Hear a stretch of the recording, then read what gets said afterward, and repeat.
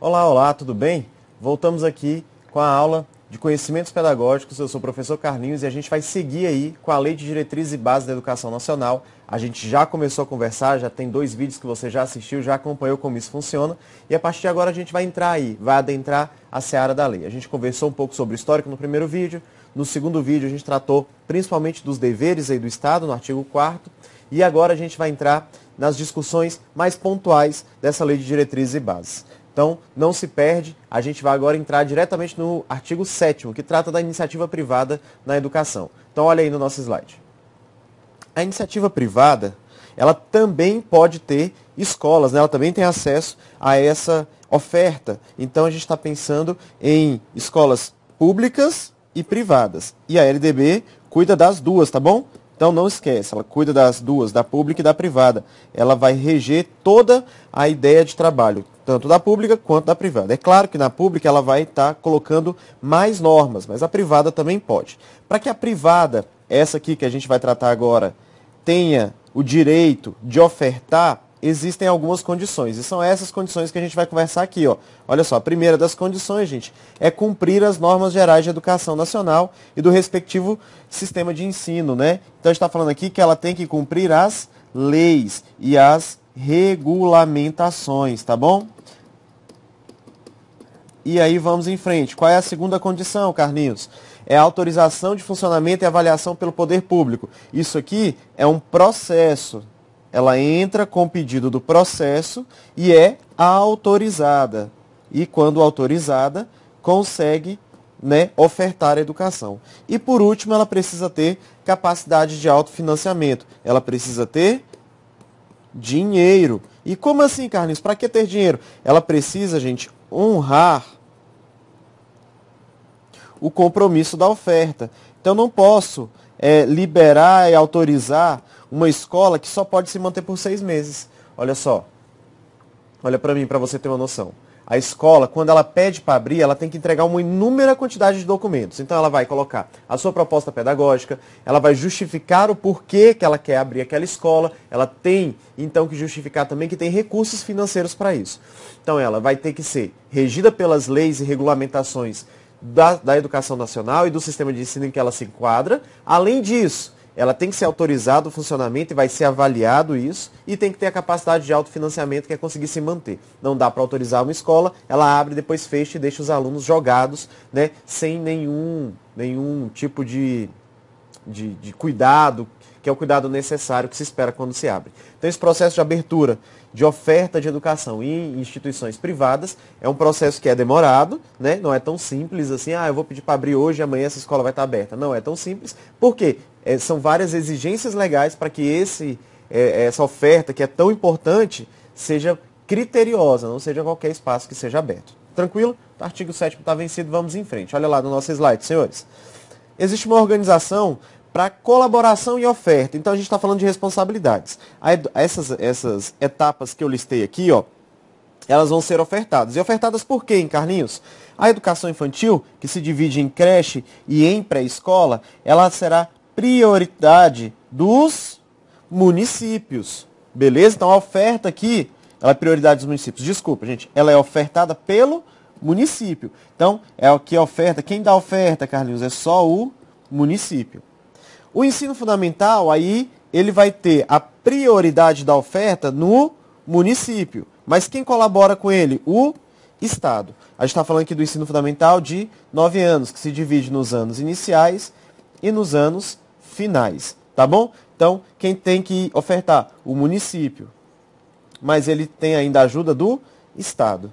E o ensino médio, que é aquele ensino médio mínimo de 3 anos, que a gente conhece aí, ele é prioridade dos estados. Então, olha só, em suma, do que a gente está falando? A gente está falando assim, ó. Quem tem que ofertar a educação infantil? O município. Quem tem que ofertar o ensino fundamental? O município. Quem tem que ofertar o ensino médio? O Estado. Aqui eu posso ter a ajuda do Estado, mas a prioridade é o município. Aqui é o município, aqui é o Estado. Mas Carlinhos, eu quero ofertar ensino médio. Eu sou o município. Vamos dizer que é o município lá de Beneditinos, no Piauí. esse município aqui, Carlinhos, quer ofertar o ensino médio, porque ele fica num espaço longe da região central do estado, ele quer fazer a oferta de ensino médio. Ele pode? Pode, gente. Cuidado, ele pode fazer a oferta de ensino médio. Mas antes ele tem que ter ofertado educação infantil e ofertado ensino fundamental para todos aqueles do município. Aí ele vai fazer a oferta de ensino médio, tá bom? Então é esse cuidado que eu quero que vocês tenham. Lembra dessas letrinhas que estão aqui. Vocês estão vendo as letrinhas? Então olha só, educação infantil, município, ensino fundamental, município com auxílio do estado e o ensino médio, o estado. Então, vamos seguir em frente, que esse é o regime de colaboração dos sistemas de ensino para a educação básica. Pensando na organização desses sistemas de ensino, a gente está falando aqui agora de um sistema... Isso, Carlinhos. Vamos apagar, né, para não ficar tão feio. De um sistema nacional. Como assim, Carlinhos? Um sistema nacional? Isso. Esse sistema nacional de educação, ele se organiza, né, uma ideia de trabalho entre a União, os estados e os municípios. Então a gente tem um sistema federal, um sistema estadual e um sistema municipal. Beleza? Então vamos em frente que a gente agora vai ver como isso funciona. Esse sistema funciona em regime de colaboração. A União, os estados e os municípios atuam juntos no trabalho. E é necessária a construção de um Plano Nacional de Educação. Esse Plano Nacional de Educação descrito na Constituição de 88, lá no artigo 214. É um plano decenal. Esse plano decenal vai ser um planejamento de primeiro nível.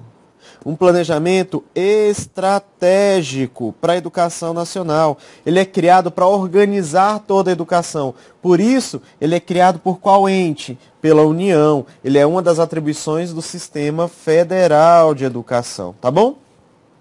E a União ainda tem qual função, Carlinhos? Tem função normativa, redistributiva e supletiva. E o que é essas três funções? A função normativa é a função de criar normas, leis, portarias e principalmente é exercida, gente, pelo Conselho Nacional de Educação, tá bom? Pelo CNE, o Conselho Nacional de Educação. A função redistributiva e supletiva atuam principalmente no repasse de recursos. Por que, Carlinhos, atuam principalmente no repasse de recursos? A gente está falando aqui de distribuir de forma igualitária e também de forma supletiva aqueles entes que não tenham conseguido arcar com suas responsabilidades. Então a gente tem aqui, lá no artigo 72, quando a gente estiver falando dos recursos para a educação, a União vai ter que fazer essa função redistributiva e sua ação supletiva. Tá bom? Então não esquece disso aí, a gente está tratando da organização nacional. Vamos em frente. Atribuições da União. Ela constrói o Plano Nacional de Educação, organiza o seu sistema federal de ensino, dá assistência técnica e assistência financeira aos demais entes, aos estados, aos municípios. Ela faz avaliação da qualidade do ensino e a gente vai ter inúmeros exemplos, né? Carlinhos, qual é o exemplo? A gente tem a ANA, o Enem. São exemplos, gente, de avaliações de larga escala que servem para avaliar a qualidade do ensino e construção de políticas públicas, tá bom? Então a gente tem, além da ANA, do Enem, tem outras, né? Tem a Prova Brasil. Todo o sistema SAEB é construído pela União, tá bom?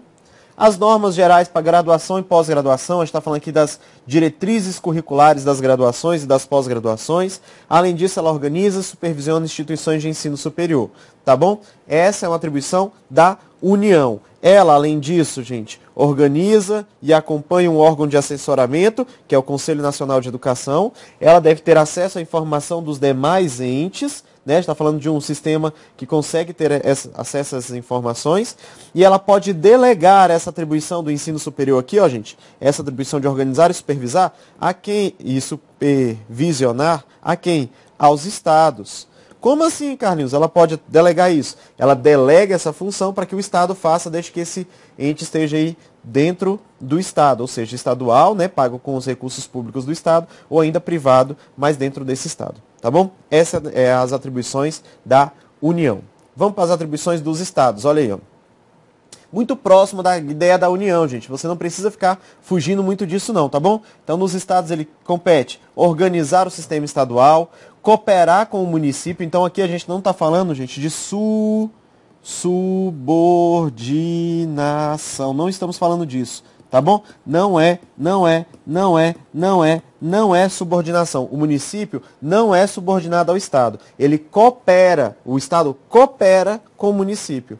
O Estado ainda tem que fazer políticas e planos de educação. A gente está falando aqui no DF, né? Então, a gente está falando de Plano Distrital de Educação, que é construído logo após a construção do Plano Nacional de Educação. Esse aqui é feito pela União, esse aqui é feito pelo DF. Eu tenho que organizar e supervisionar as instituições de ensino superior do seu sistema. Então, o Estado aqui tem essa atribuição. Vai ainda além da lei de diretrizes e bases. Aqui no DF eu posso expedir normas complementares que complementam a LDB no que diz respeito ao que se oferta aqui nesse Estado. É também atribuição dele, gente, a oferta de quê? De ensino médio com prioridade e de ensino fundamental para auxiliar o município. E o transporte escolar, quando for um transporte escolar estadual, é atribuição do Estado. Aí, uma observação importante, tá bom? A OBS aí, ó. A OBS, o DF tem atribuições de Estado e de município, mas tem status, olha aí, ó, que eu falei, ele tem status de Estado, ele tem um sistema estadual. Vocês já viram quando ó, a sigla da Secretaria de Estado de Educação DF, ó, SEEDF. Então, Secretaria de Estado de Educação do Distrito Federal. Então, a gente está falando aqui que ele tem status de Estado, mesmo tendo atribuições de Estado e de município. Tranquilo isso na sua cabeça? Vamos para frente e vamos falar do município. Qual é a atribuição do município?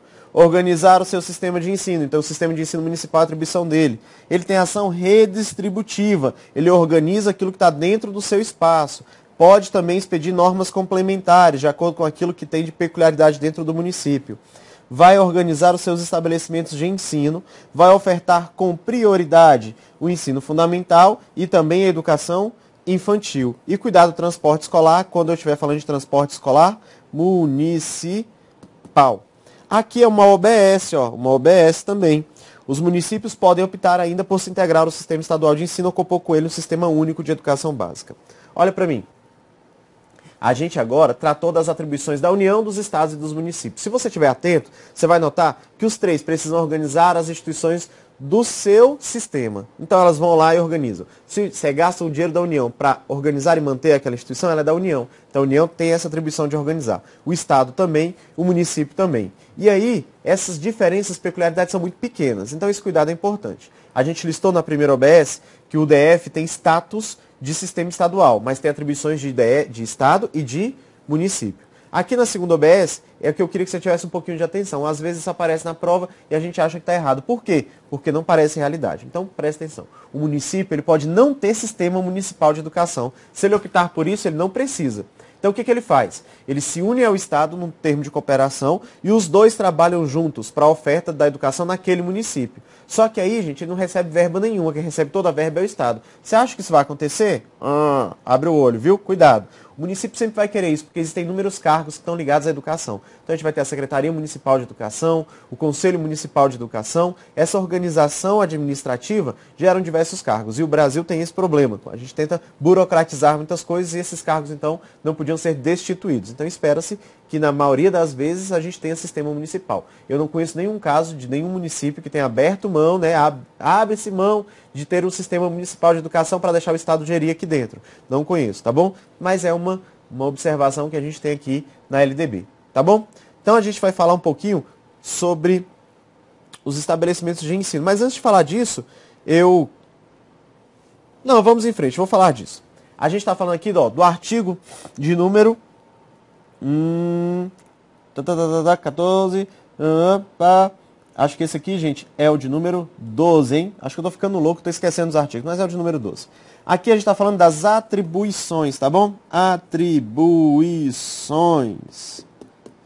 As atribuições dos estabelecimentos de ensino. Ele tem que fazer o quê? Tem que construir sua proposta pedagógica. A gente tá falando aqui, ó, de PPP, de Projeto Político Pedagógico. tem que fazer a administração dos seus materiais, a administração dos recursos financeiros que para ele é transferido e a organização e administração do pessoal que lá atua. As escolas também precisam cumprir as diretrizes de ensino, aquelas que são evocadas, como, por exemplo, as DCNs, né, os currículos estaduais. Agora a gente tem a Base Nacional Comum, que acabou de ser lançada, está quentinha. Então você tem noção de mais ou menos quando a gente está gravando, né? Você vai estar assistindo aí, o lançamento da Base Nacional Comum acabou de acontecer. Então você dá uma lida aí no site para ver em que trâmite isso está. Tem que velar pelo trabalho dos docentes, prover meios para a recuperação, né, dos estudantes, articular-se com as famílias e dar o repasse de informações e ainda notificar os alunos faltosos. Esse é um cuidado que o estabelecimento de ensino tem que ter. Como assim, Carlinhos? O aluno faltou? Notifica. Notifica quem? Pode notificar conselho tutelar, notifica família, notifica Ministério Público, se for necessário. Por quê? O aluno fora da escola, gente, é um crime, né? Porque todos eles estão obrigados a estarem lá na idade própria. Então, se a família dá causa, se não existe vaga, os alunos faltosos devem ser sempre notificados para que isso aconteça. Tem que repassar informações à família. Eu pergunto, o filho mora só com a mãe, então vamos supor aqui que aqui está o Arthurzinho. O Arthurzinho não tem cabelo não, Carlinhos. O Arthurzinho não tem cabelo. O Arthurzinho está aqui, pá. E o Arthurzinho mora só com a mãe dele. Só com a mãe. Essa é a mãe do Arthur. O pai se separou. O pai se separou da mãe. Ele mora só com a mãe. O pai raramente vê. Mas o pai liga na escola, vai à escola e quer informações. A escola tem que dar informações para o pai? Sim ou não?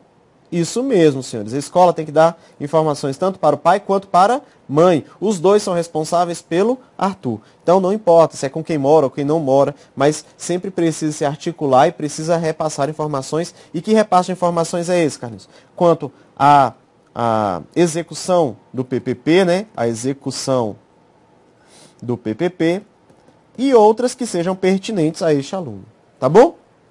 Aí, Carlinhos, hoje os seus slides estão ficando tão escritos, né? Você está escrevendo tanto. Gente, hoje eu acordei bem empolgado. Hoje é sábado aqui em Brasília, tá bom? A gente está gravando aula neste sábado de manhã. Você vai estar assistindo aí de noite, madrugada, na semana e tal. Mas hoje é sábado. Então, sábado eu fico muito empolgado. Por que, Carlinhos, você fica empolgado? Porque eu não fui trabalhar no meu trabalho formal, né? Estou descansado hoje, acordei feliz. Vamos lá em frente. Quais são as atribuições dos professores, dos docentes? E a lei também descreve essa, Carlinhos? Descreve em qual artigo? No artigo de número 13.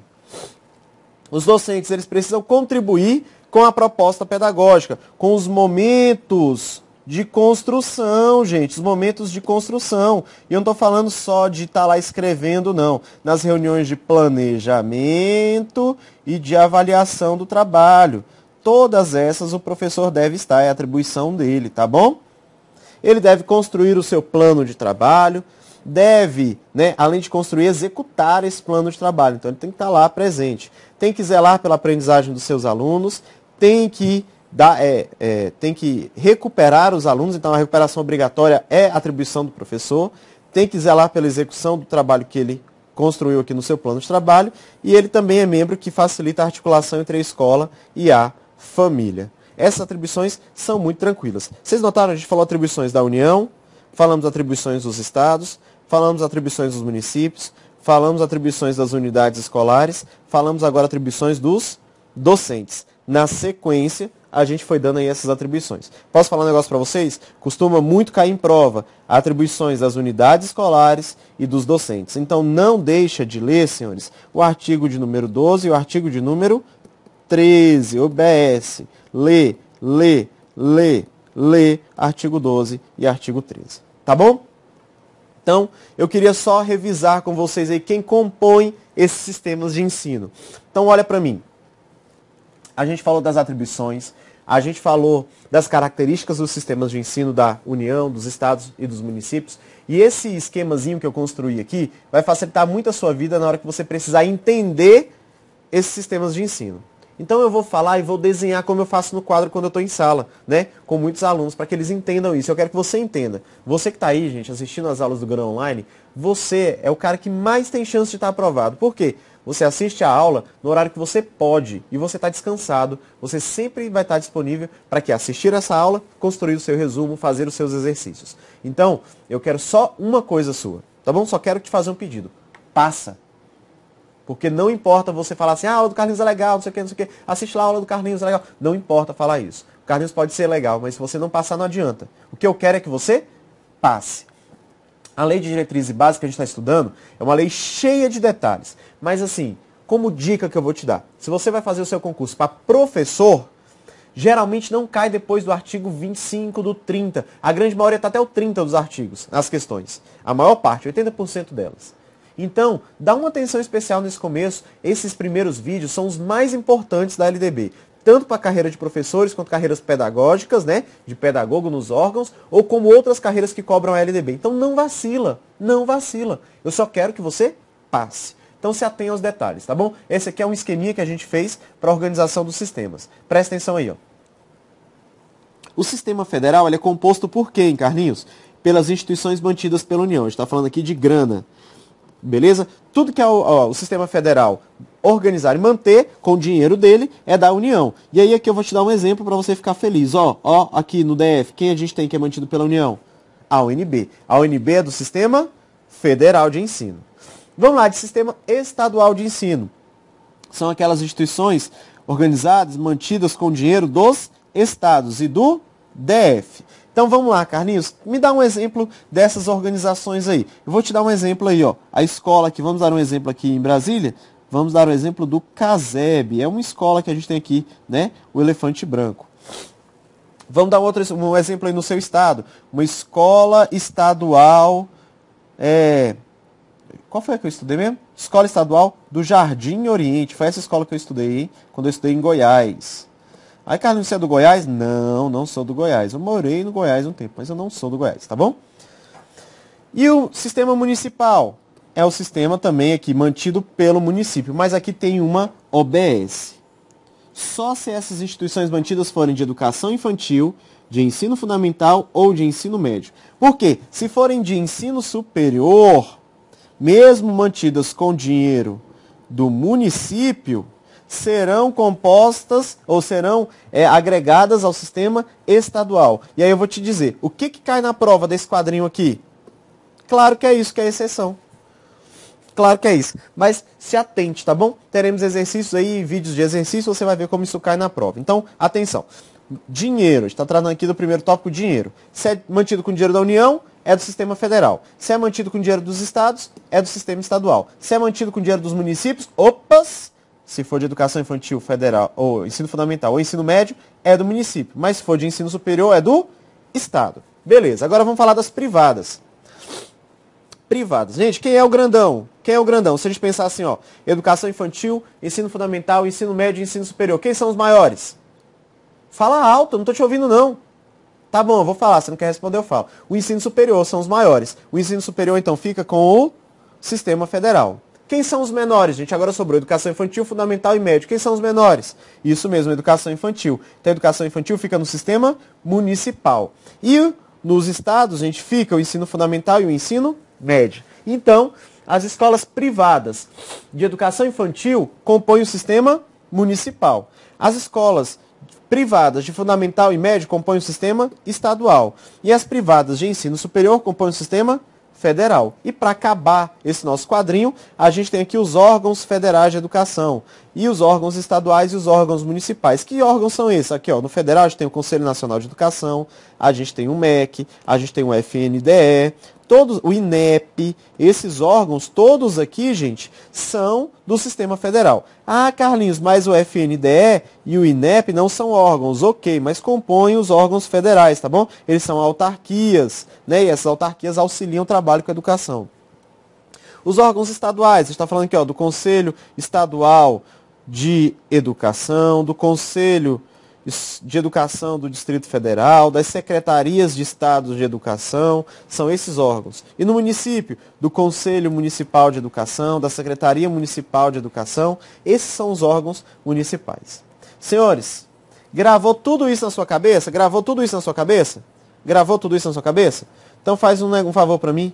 Acerta essa questão na prova, tá bom? Não vacila. Ela não é difícil e eu quero muito que você acerte. Então, dá um print nessa tela aí dessa organização para que você consiga gravar isso dentro da sua cabeça, tá bom? Vamos em frente. Existe uma divisão meramente administrativa, entre escolas públicas e escolas privadas. O que é uma escola pública e o que é uma escola privada? Então vamos lá. As públicas são aquelas que são criadas ou incorporadas, mantidas e administradas pelo poder público. Isso quer dizer, usam dinheiro público, tá bom?